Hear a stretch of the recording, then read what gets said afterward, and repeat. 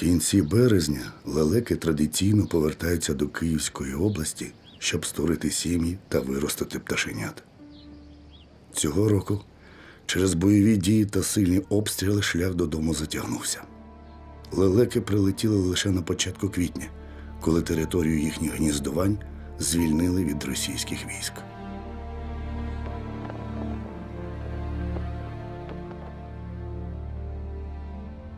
Лелеки – символ Бородянки. Тут завжди було дуже багато їхніх гнізд. На жаль, ціліли не всі.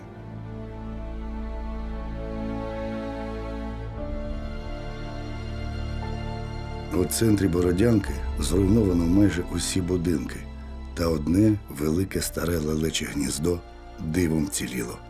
Його вже обживає пара, яка віднайшла свій дім.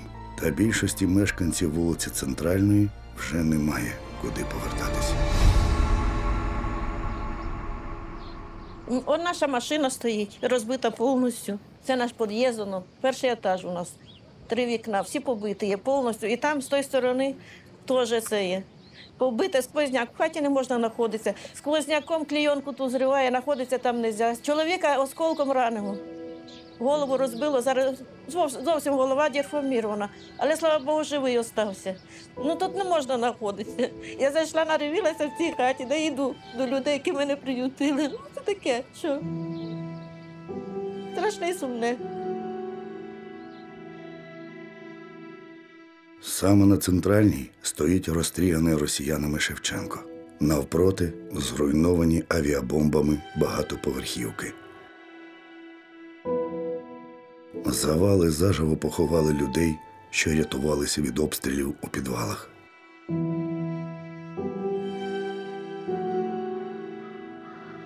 Колись жвава вулиця Центральна, зараз практично порожня.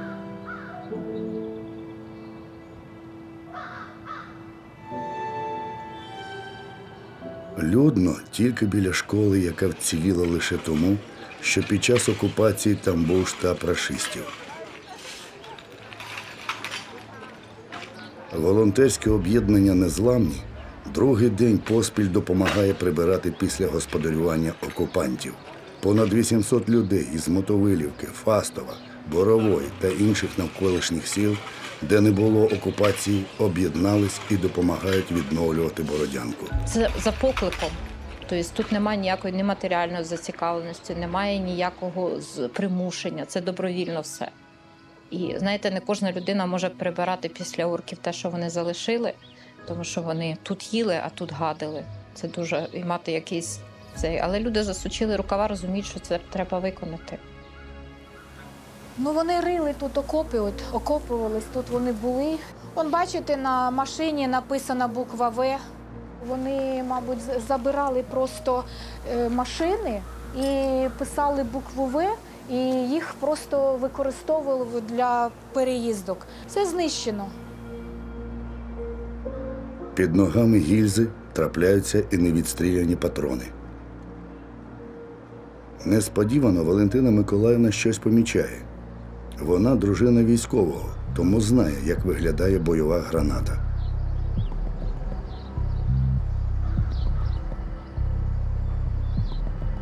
Це, бачите, у нас сюрпризи. Статки.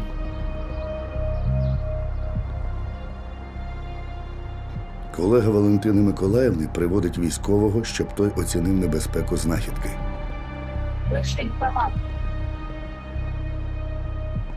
Подрыв надо. Подрыв надо. Сапери вже обстежили територію біля школи, але досі трапляються такі знахідки.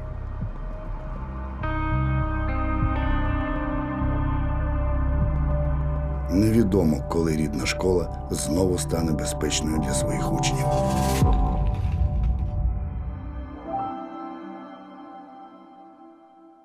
У Бучі роботи з розмінування ще не проведено, тому в'їзд у місто заборонено. Та Андрій отримав дозвіл військових і вперше після окупації їде до своєї конюшні. Вся сім'я Андрія пов'язана з кінним спортом. А він завжди мріяв про власну справу, тому створив кіноспортивний клуб «Буча», який став домом для 32 коней. Лошади спортивные. для большого спорта. Выездка, конкур. Самое основное, чем мы занимались, это был детский спорт. Так вот, мы растили молодых спортсменов, детей. Конюшне нашей 3 года в этом году должно было быть. Мы построили с нуля. Большая база. Порядка 3000 квадратных метров. Конный спорт, детский спорт. Но пришли русские и всего лишили. Українські військові ретельно перевіряють усі машини. Знімати блокпости заборонено. Звільнена Буча. Зруйновані будинки. На дорогах розстріляні цивільні машини. Росіяни безжально вбивали сім'ї цивільних, які намагалися виїхати з окупації, а потім ще й чавили їхні машини своїми танками. На дорозі досі лежать трупи. Окупанти мінують мертві тіла, тому до перевірки саперами чіпати їх не можна. Поруч із кіноспортивним клубом логістичний центр. Його росіяни обстріляли та спалили. Будівлю клубу вони не зруйнували, бо облаштували тут свій госпіталь. Вот на 5-й день они зашли сюда, выгнали наших ребят, конюхов.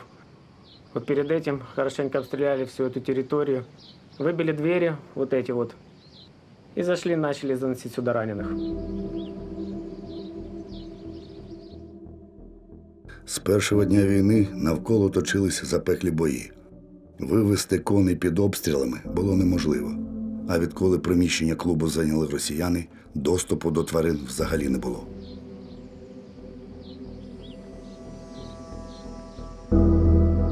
На вулиці Андрій знаходить першого мертвого коня. Це колишня гордість КСК «Буча» Тоті Сеньор, син легендарного багаторазового чемпіона світу та Олімпійських ігор Тотіласа. Тіло досі частково засипане попелом. Під час активних бойових дій навколо було згарище. У мирний час коней щодня ретельно чистили, вигулювали, годували і поїли. Під час окупації вони лишились без догляду. У конюшні був великий запас сіна, але окупанти морили тварин голодом. Буквально в 5 метрах лежало сено. Вот просто дать коням сено. Стояли бочки с водой. Понятно, вы не должны этого ничего делать. Но если у вас настолько вы бессердечны, что можете вот так вот стоять, смотреть, как лошадь просто на глазах умирает, и не дать не протянуть воды, да в Библии написано, дайте про воду и хлеб. Врешті, частина голодних, виснажених коней опинилась на свободі. Невідомо, хто і як їх випустив. А кількох росіяни просто розстріляли. Андрій знаходить у конюшні тіла своїх улюбленців – Фотона та Вулкана.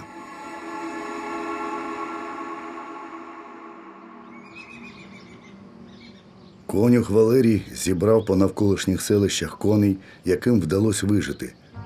Добрі люди тимчасово прихистили їх на своїй ділянці.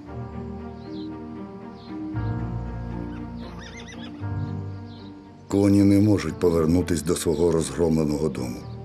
Тому команда Андрія перевезе їх до конюшні іншого клубу, який не був під окупацією і вцілів.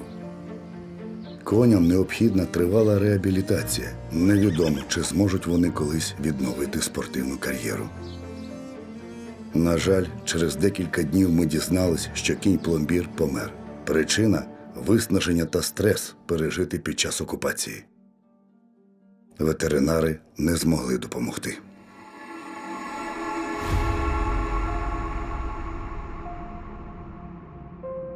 Лише кілька днів минуло після звільнення Андріївки. Із Бородянки російські війська просувалися у сторону Макарова, щоб взяти під свій контроль стратегічну Житомирську трасу. Андріївка, що лежить на дорозі Бородянка-Макарів, опинилась на лінії вогню.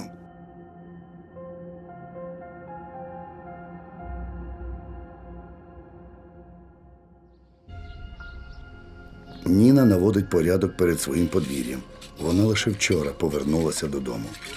Ми, слава Богу, встигли виїхати в перший же день війни. Бомбардування, і це просто страшно, кажу, якщо кинуть щось на нас. давай просто будемо їхати. Їхати було дуже страшно. Будинки абсолютно зруйновані. Навіть якщо не повністю зруйнований будинок, двері винесені, вікна вибиті. Батареї просто порозривало, опалення немає. Жити зараз тут неможливо, тому мало хто повертається, просто немає куди. Автомобілі згоріли. Будинок і повністю вся техніка, всі речі, все погоріло у людей. Люди вискакували, отам от наші сусіди, просто в одних тапочках вискакували. У будинку Ніни жили окупанти. Можливо, тому він вцілів. Але зараз його важко впізнати. Уявіть, як ці лампи тут літали. Ой, осколки. Ну, от уявіть, якби він у когось попав, це все. Секунду. Вони дуже гострі, дуже важкі. Сухпайки свої позалишали. Позалишали, тому що воно їм не смакувало. Зато кроликів наших їли. Всю худобу вирізали усе, да. Хоча підтримка у них була. Ось. Доказ. Ну, вон свої щі вони залишили у банках. Не могли вкрасти, от, наприклад, телевізори, які вони не могли зняти з кріплення, винести, вони просто їх розстрілювали. Просто із-за заздрості, не мені, не вам. Штори от зняли, просто розрізали, просто порізали їх. Все перевернуто, все в бруді, в будинок. Зайти зараз в будинок неможливо, ми живемо в літній кухні. Точно ми тут не будемо жити в домі. Запах просто огидний. Ну, украли монітор, украли навіть колонки, навіть мишку украли, принтер украли, все, що могли. Постіль усю знищили, матрас був у погребі, ну, тобто це все треба викидати. Аня теж повернулася до рідної Андріївки, але її сім'ї пощастило менше. Кажуть, що вони прийшли нас захищати. Ось як вони нас захищали. Це мій будинок наш. Ми виїхали, брали бабушку 84 роки, яка пережила Голодомор, війну. І ось ще. Змогли забрати одну собаку велику, у нас було дві, і кота і маленьку собачку. Вибачте.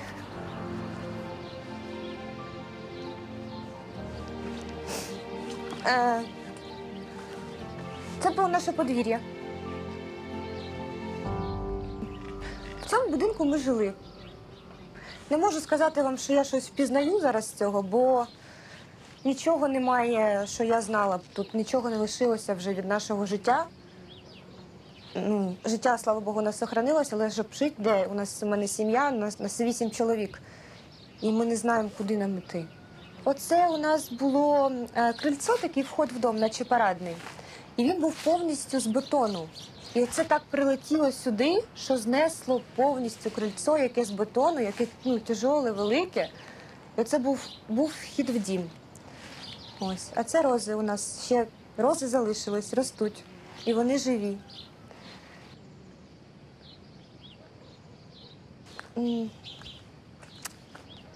А це був вольєр для собак. А це будиночок, так, літня кухня. Покажу вам сад. Чоловік у мене трошки по дереву, щось вміє. І він зробив мені на день народження, не просила нічого, він мені дуже хотіла бесідку, я так мечтала. І він мені подарував бесідку, зробив, він все сам зробив. І оце, що лишилося. Просто так, трошки сумно, що немає. Просто людина вклала теж, як і всі люди наші трудилися, своїми руками щось робили, заробляли. А оце так попав снаряд, що вирвало дерево з корінням геть. Аня та її рідні ховались від обстрілів у погребі. Вирішили тікати з Андріївки, коли їхній будинок загорівся. Ми тушили дом вже перший раз, і нам прилетіло міною. А у мами в нозі 2 осколки, оце мені в лице прилетіло, але, слава Богу, що живі, щось бачимо. Це ми поїхали, і через 40 хвилин оце сюди прилетів снаряд. Я думаю, що якщо ми тут були б, то когось б вже й вбили. Після того, як сім'я Ані виїхала, в їхній погріб заселились окупанти. вони написали тут, ми сьогодні з чоловіком побачили, написали вони тут Росія. Оце вони зробили на картошці, постелили отаке, повирували постелі чужі, бо це не наші постелі, є наші, а є чужі, людські якісь. І вони тут є карти, і у них їх паштети ті стоять. Оце з пайків їх, це паштети, їх навіть собаки не хочуть їсти. Чого брати цю сову, я не знаю. З сестри моєї, чого брати його, хай плямувати речі. Хочу, щоб люди бачили, що це не декорація. Як вони не вірять, то хай приїдуть, подивляться на це. Читали «Володар перснів», і що він каже, що я відчуваю зло у повітрі. І я весь час собі думала, як можна відчувати зло у повітрі та в воді. І зараз ти розумієш, що ця волна зла, вона піднімається, і ти відчуваєш її, ти відчуваєш це зло. Я єдине, що шкодую, що ми не змогли вивезти не речі, а що фотографії. Там в фотографіях діти у мене, сестра і брат маленькі. Не маленькі, вже великі, але ж там маленькі вони є. І мама з папою, там фото. Зараз сім'ю Ані прихистила Ніна. Тепер сусіди тримаються разом.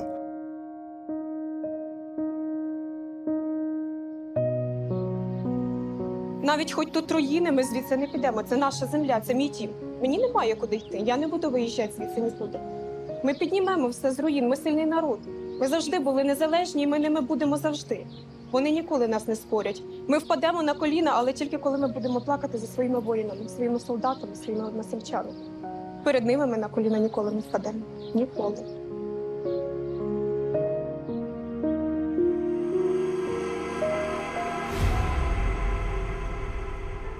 Макарів. Невелике містечко за 50 кілометрів від Києва пам'ятає Голодомор.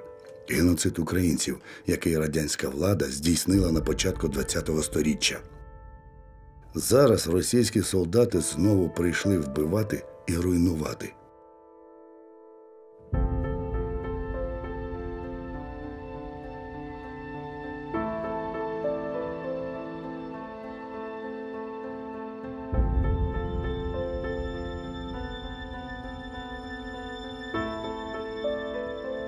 Свої домівки втратили не лише люди. Недалеко від Макарова, у Фасовій, знаходиться притулок Best Friends. Військові ще не дозволяють цивільним повертатись, але для Христини притулок – це не лише місце роботи, це її дім.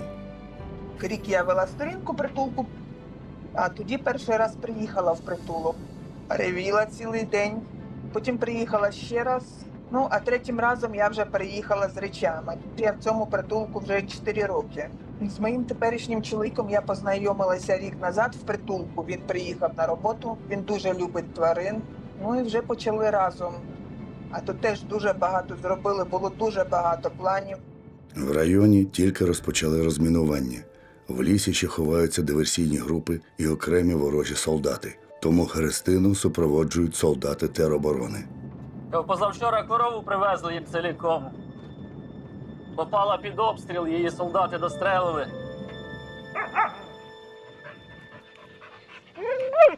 Що обстріли сильні, а собаки в вольєрах без води, без їди. То повипускали собак, а потім по мірі можливості завозили їм корма. Прилетіли самоліти, почали бомбити. Позвонив Саша і сказав, що нас розбомбили. І буквально за 20 хвилин він з людьми на Ниві прилетів на бешеній скорості. Всі перелякані, в Ниві лобовухи не було, люк видавлений, зима, сніг, лежав холодно. Після першого прямого влучання бомби та пожежі Христина була змушена тікати разом з іншими працівниками. Але забрати тварин з собою вона не могла. А коли літали дрони, безпілотники, тут вже видно, що це притулок. Тобто це яку треба мати ненависть, це я не знаю. Що воно тобі зробить? Чи воно піде на Москву? Чи воно там взірве твій, не знаю, Кремль? Чим тобі загрожує тварин? У нас десь загинуло 40 собак, обстрілювали градами, і хто встиг втекти, той втік, а хто не встиг, то ті загинули. Ми собачок випустили, а котів не змогли, бо собаки їх порвали. Ми думали, що вони тут залишаться живі.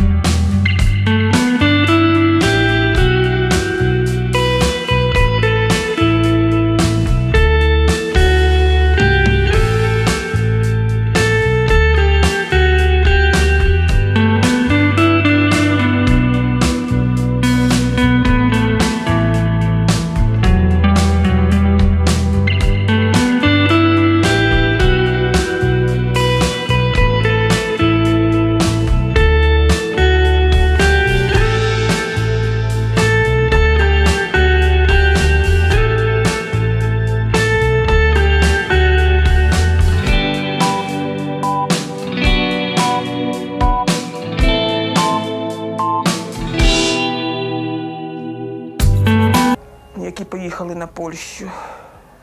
Ну і декілька диких зосталося. От все. Остальних нема. Вижила ти, да? Да, носик забитий, будемо лікуватися. Христині важко пережити біль втрати, але вона вірить, що відновить притулок.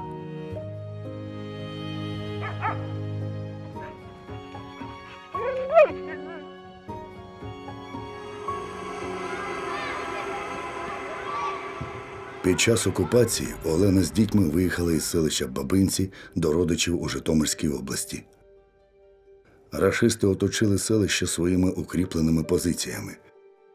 Над Бабинцями постійно кружляли ворожі гвинтокрили, один із них збили бійці Збройних сил України. Зараз у звільнених Бабинцях вже відновлює роботу школа, де Олена працює. Час повертатись додому. Але морально це дуже складно. Лише недавно Олена поховала на Житомирщині свого чоловіка.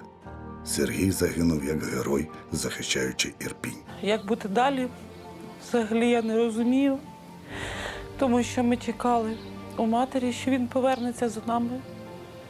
Він казав, я приїду, я вас заберу додому. Сергій – ветеран АТО. У перший же день повномасштабного російського вторгнення 24 лютого 2022 року він пройшов пішки понад 30 кілометрів, щоб добровільно з'явитись у військкомат. 12 березня життя Сергія обірвалось у нерівному бою. Ми супроводжуємо Олену на шляху додому. Маршрут, яким вона разом із колоною цивільних машин 10 березня виїхала з Бабинців, пролягав по окупованій території аж до межі Київської області. Зелених коридорів взагалі не було. Якщо з Бучі, з Ірпеня людей хоч потихеньку евакуйовували, то ми були в повній ізоляції. 7 березня у Бабинці зайшли кадирівці.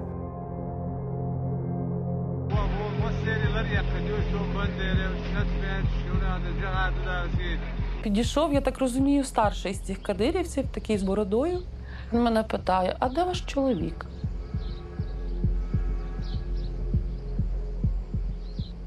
Кажу, на заробітках в Чехії. Кажу, його тут немає.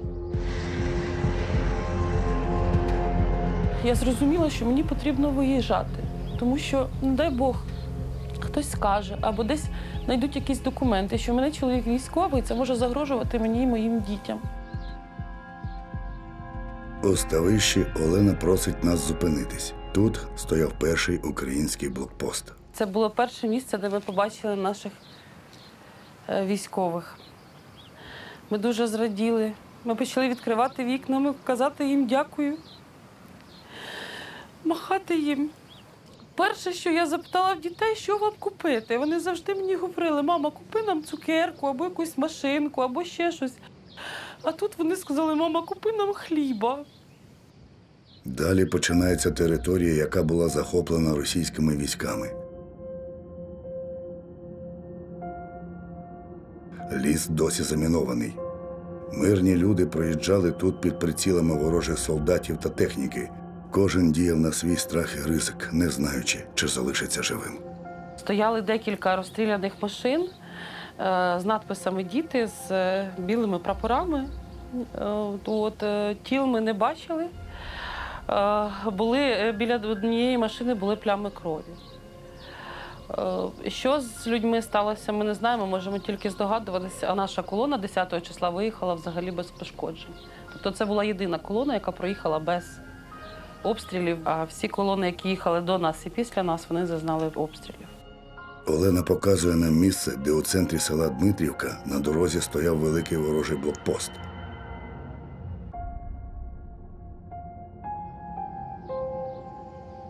Саме тут було дуже страшно.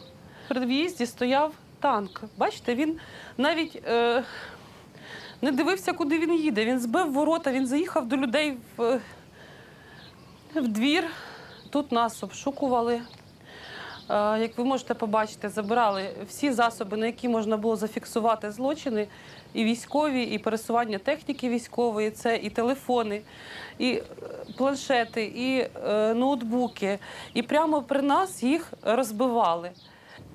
Страх, дуже великий страх.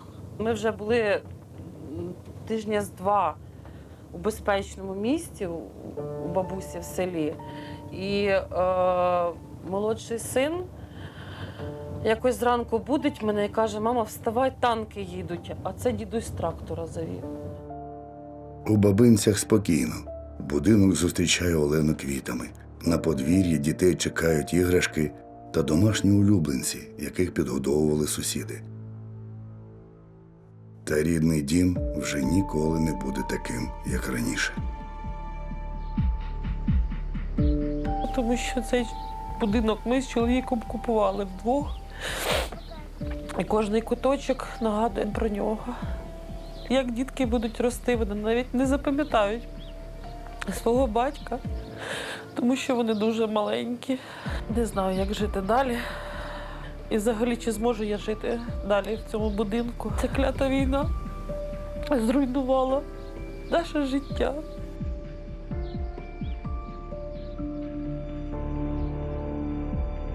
Отець Борис живе у селищі Пилиповичі. Він вивіз із окупованого Бучанського району близько 1500 людей.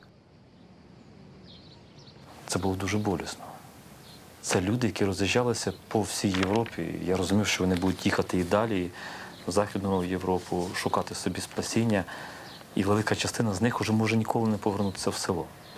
Коли я з ними прощався, біля Житомирська траса, вже недалеко в безпечній зоні, на українському блокпосту, я плакав. І українські військовослужбовці мені неодноразово говорили, що це вас взагалі ніяк не спасає.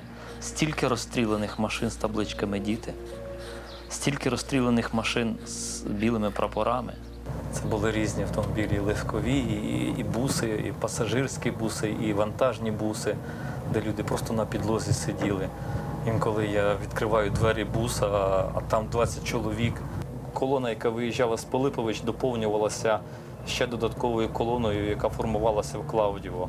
А в Клавдіво приїжджали не тільки жителі Клавдіво, Тарасове, а також я зустрічав особисто, спілкувався з людьми з Блиставиці, з Озер, з Лубянки, з Гостомеля, які тікали з тієї сторони через Клавдіво, пробували виїхати в безпечну зону. Танки перед нами пройшли буквально там за 10 хвилин. І ми їхали їм навздогін. Було дуже небезпечно, але повертатися назад вже не було як. Я чую шум, великий шум в колоні. Вікна привідкриті. Дивлюся в сторону, звідки виходить колона з поля в ліс. Поміж наших машин їде російський БТР. Я швидко вискочив з машини, підняв руки, показуючи їм, що ми мирні, не стріляйте. Шлях кожної евакуаційної колони пролягав через Дмитрівку. На зворотньому шляху отець Борис забирав тіла загиблих українських воїнів, щоб належним чином їх поховати. І отут лежало 8 тіл, повністю згорівших. Повністю. Я здивувався, коли ми їх завантажили в автомобіль, що вони лежать частково один на одному, в хаосно розкидані. Але тіло до тіла, і там, де тіло до тіла торкається, там все згорівше. Це означає, що вони горіли окремо. Це все російські окопи. Тут ніде нічого не прилетіло, щось такого великого, щоб люди загинули миттєво і згоріли. Моєму сину 17 років, я розумів, що через рік він може ось тут оказатися. І хтось буде виносити тіло мого сина. У мене буде велике щастя, що я буду мати могилу сина. А вони їх тут ложили на щебінь. Вони свідомо його насипали сюди. Ложили на щебінь. Заливали палаючу сумішю, підпалювали. Все згоріло тіло, кидали на кучу. Спалений український танк досі стоїть на краю села. Бабуся Марія на власні очі бачила нерівний бій бійців ЗСУ з рашистами. Їх приїхало 13 танків, що я в окно замітила.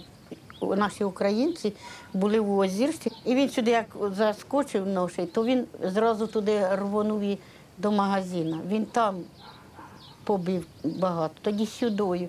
Вони сюди, тут стало 1, 2, 3, 4 танки ось сюди їхніх і нашої один. Вони тут оце бились, тут стріляли, тут я не знаю, як я в той погреб залізла вже. То вони його вже в кінці города, там його розбили. А ці хлопці, не знаю, чи вони вже повискакували, чи той, що їх не вбило тоді. І вони сюди руки підняли, давай, я вже відкрила двері із погреба. Ми здаємось і все. Він кричить: ложись на їх. Вони раз і полягали, а він підходить і їх стріляє. Він стріляє. Він їх на місці, ось сюди, за камінем зразу я сипнула піску, я не могла дивитися. Там кров скипілася. Один хлопець, він до ранку, з вчорашнього дня до ранку він умирав, не мог. Кров кипіла в його в душі, там кипіло і кипіло. Я не можу дивитися. Я такий стрес, я аж заїкалась, не могла навіть придумати, як мене звати. Ховалася і чую, щось трещить. Я вийшла, він його запалив. Він облив, видно, чимось його, і він горить проти фіртки отакого. Я на його кричу. Кажу: ти на що запалив дитя? Ти на що? Ти вбив, то ще й запалив. Ти знаєш, кажу, що це? Я візьму вила тебе сколю. Він же от їх туди, до соломи. Коло соломи, вони їх там, вони запалили, вони обгоріли, ті люди. Ви їх забирали. Це він приїхав, усе розвалив, усе на світі, мною нажите. Воно в мене, я посчитала, так воно 36 років стояло це. Ворота ці желізні, все. Ти прийшов в 1 минуту, все поламав, це потрощив. Постріляли, подовбали, і прогоріла стеля, я полізла і управила затушити. Така дірка прогоріла, що я пролізу в хату. Да. Але ж я живу.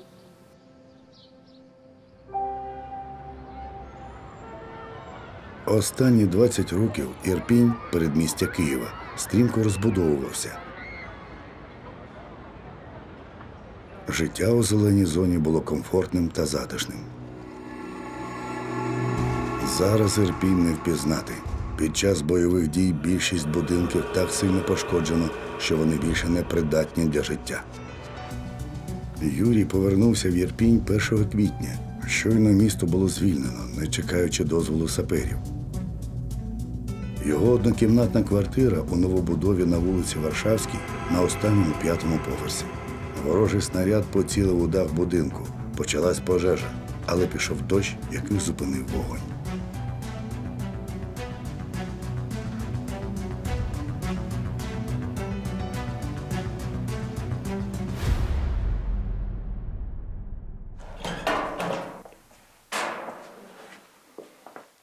Та воно бомбануло, воно ж, розумієте, горіло. Температура така була, що, бачите, ця люстра у нас плавалась, то проводка повигорала. А ті шафа і та пробита. Світильнички погоріли, так само вони по тій проводки тут. Ну, все треба викинути. Все треба викинути.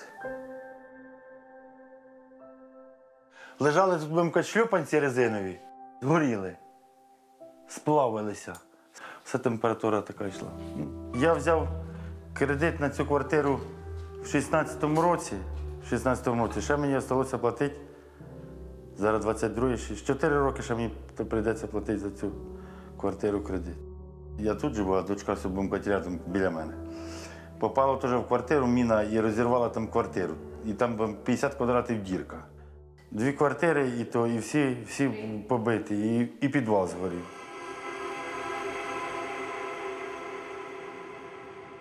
Юрій показує нам будинок, де знаходиться квартира його доньки.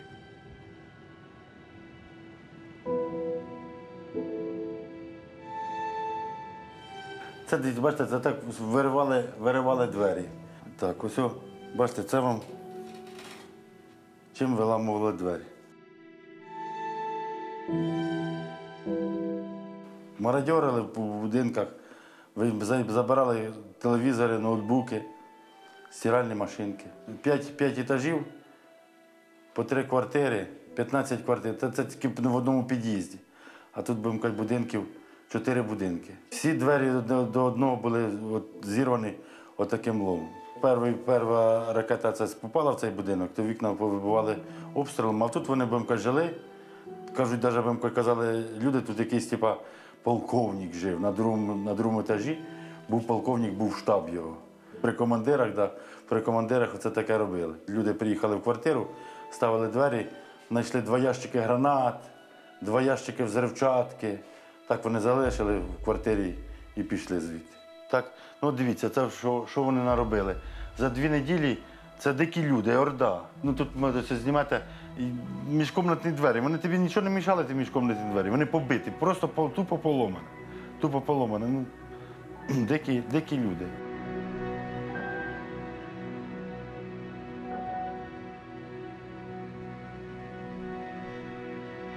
Робив на автобусі. Зараз автобус теж розбитий. Ну, поки без роботи шукаю. Треба гроші заробляти, відновлювати. Освободили від усього. Тим часом Бородянка оживає. У приміщенні ліцею розмістились місцева влада та поліція. Також діє гуманітарний штаб.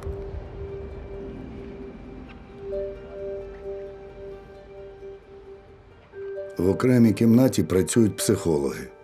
Людмила Олексіївна Бойко називає себе звичайним волонтером. Центр соціально-психологічної реабілітації, який вона очолювала, знищили рашисти. Робота допомагає цій мужній жінці пережити особисте горе. Її сестра та племінник загинули в одному із розбомблених будинків. Я з своєю сестрою і членами колектива декілька чоловік наші, Максим, який загинув, Олександр з своєю родиною Старовойтенко, який створив школу, всеукраїнську школу самодопомоги, Олена, наш психолог. Ми залишилися в центрі і повністю увійшли до групи самооборони, тероборони. Нас хлопці витягли з-під обстрілу прямого. Це був танковий обстріл нашого приміщення. Це було приміщення штабу тероборони.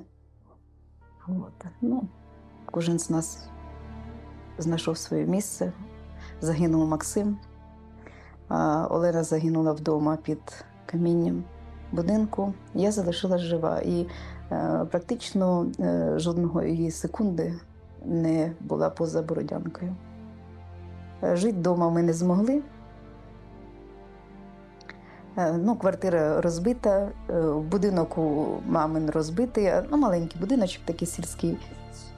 Коли прийшли росіяни, вони кинули 2 гранати, нас забрали наші друзі, і ми до сьогоднішнього дня живемо з друзями. До нас, де ми жили, тричі вночі вривалися ці люди. Вони перевертали будинок з голови на ноги, з ніг на голову. Вони витягували цих бабушек. У нас там було 4 бабушки, чоловік і 2 такі жінки, як я. Вони їх просто за шкірки витягували на коридор. Було страшно від того, що ці старі люди, вони пережили війну попередню, і вони казали, не порівнюючи з тою війною, казали, що було спокійніше тоді, розумієте? Ми не могли вийти на вулицю взагалі. Танки, БТР, на яких 10, 12, 15 чоловік сиділи зверху, вони їхали з направленою зброєю на людей. Вони стріляли, давали команду робити якусь дію. І якщо людина не робила цю дію, вони вбивали цю людину.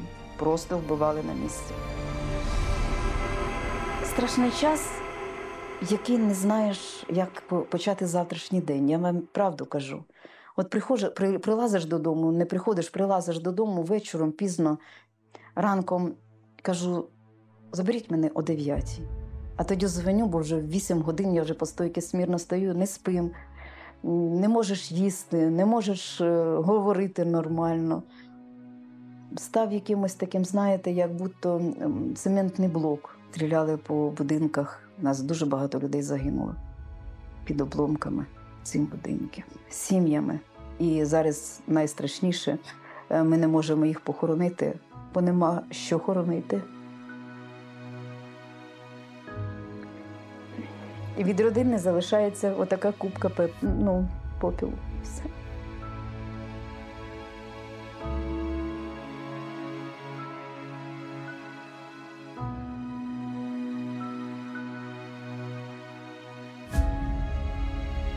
Відновити більшість будинків неможливо.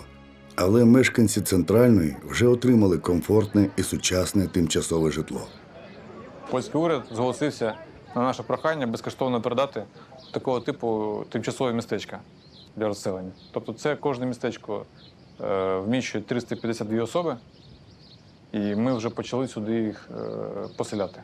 Тобто від початку першого транспорту, який поїхав сюди, до моменту здачі і zaселenia 3 tygodnie. Tak. Wyposażenie właśnie kontenera składa się z 4 łóżek, tak, dwupiętrowych, szafy, 2 szafy na miejsca, na ubrania, stół oraz krzesełka. Są łazienki, prysznice, natryski.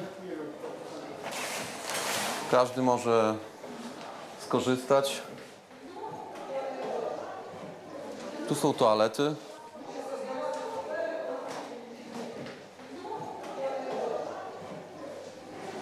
A tam właśnie będzie kuchnia i świetlica.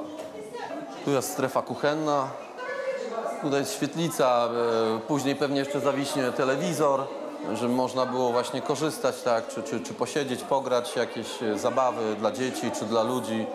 Więc to jest takie wspólne miejsce spotkań. У кожного із мешканців модульного містечка своє горе. Російські бомби забрали не лише житло, а й найрідніших людей. 425 номер вдома. І діти попали, бомба вдарила якраз. Ми були на середині вдома, а діти тут з краю були. Теж в підвалі, ну з краю були, як ця бомба гахне. Теж відвалився дом, половина дому, то відвалилося половину дому. І якраз там діти були і все. Поховала разом в одній ямі зятя і дочку. А внуки залишилися живі, бо вони були на середині дому разом з нами. Може завтра відкопати будуть, може завтра відкопають моїх дітей. Устаю утром, сльозами вмиваюся. І лягаю, сльозами вмиваюся. Думаю, я хоч ось як-небудь заставляю себе хоч чай попити. А може діти там мої голодні. А може діти кажуть, мамо, а чого ти мовчиш? Іди дійствуй, відкопуй нас швидше. Ну це ж не моя сила була. Не моя сила була. Щоб я дитині допомогла, ви розумієте?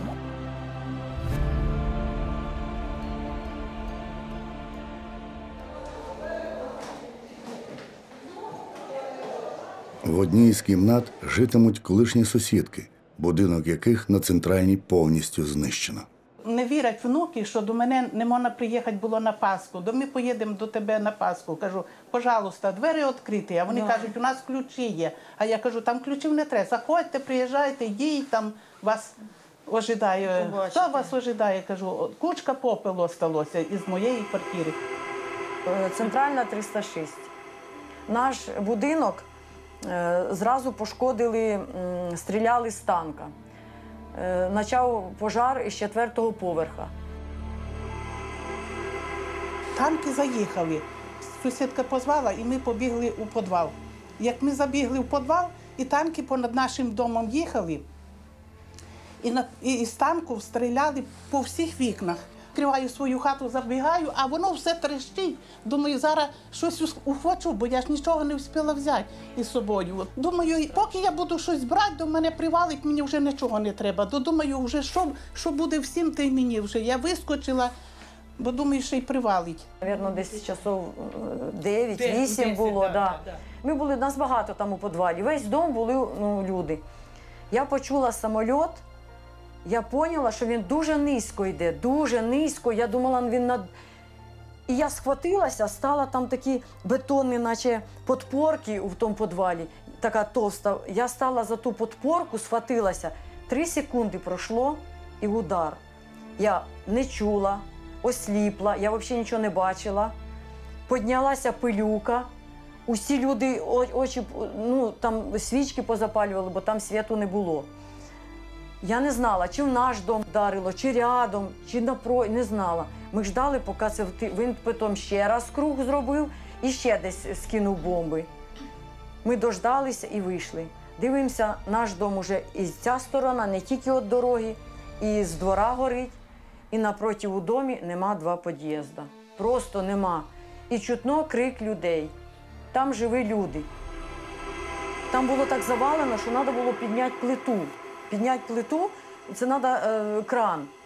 У нас і були крани, і в колгоспі там, не розрішали. Не розрішали.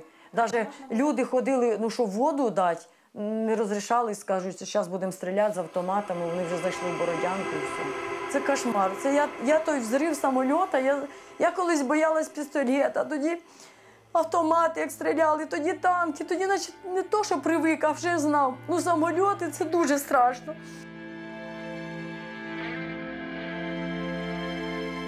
Я підійшла, кажу, не можу зараз. Кажу, синок, кажу, можеш пойти, може там ще люди остались живі, а може їм водички. А він каже, мам, сказали, що не підходить, може бути замініровано. Бо там і дома мінірували, і все.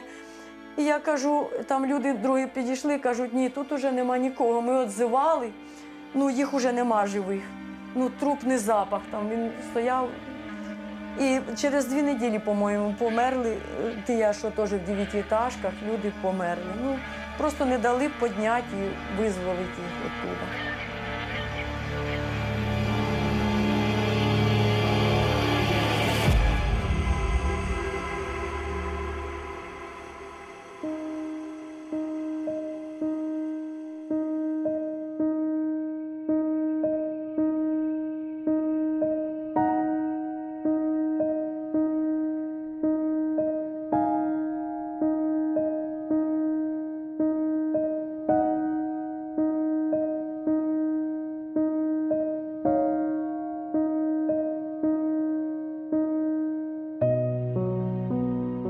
Лише час зможе загоїти завдані війною душевні рани. Та життя має продовжуватись. На вулицях Бородянки побільшало лелек. Вони збудували нові гнізда та відновили старі. І вже чекають пташенят. Війна ще не закінчилась, але життя триває.